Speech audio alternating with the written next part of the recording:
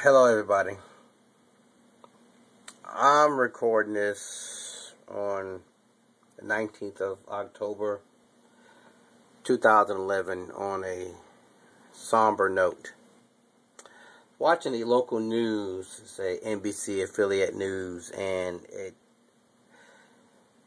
a reporter went to the state of Georgia to interview a family who lost their son on a game I had no idea that teenagers or younger youth are doing. It's called the choking game. I had no idea.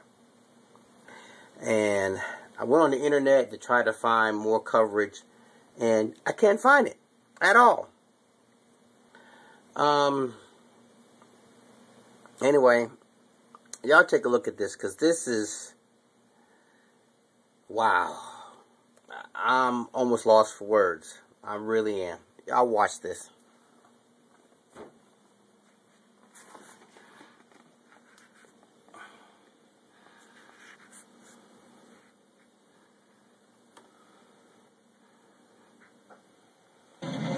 All new at 11 tonight. Last year, I introduced you to a Lexington family who lost their son Spencer, seen right there, to playing the choking game. And now a Georgia mother is grieving the loss of her son after he played a similar game in his room.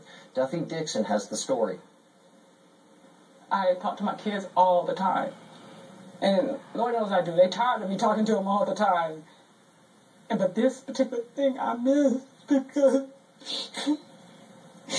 A mother's regret that the one thing she didn't warn her son about was the thing she had no idea he was doing. Britt Swygert had just turned 12. He was looking forward to spending his birthday money and an upcoming trip to Disney World.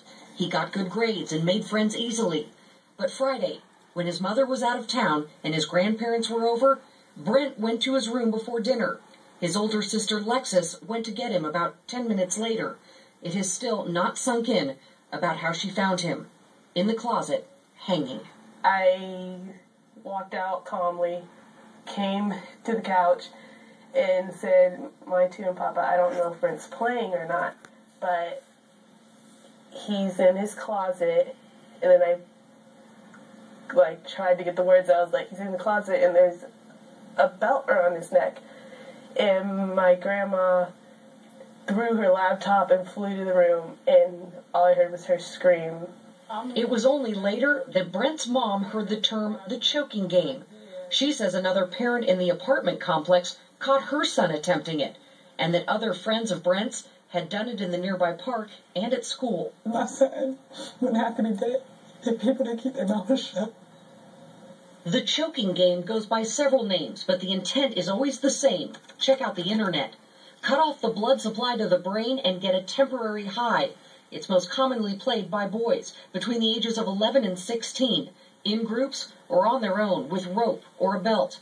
But cut off the blood supply too long, and you die. You should say something.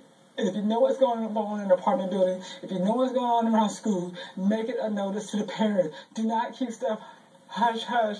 For whatever reason, you're keeping it hush-hush. The kids are still doing it.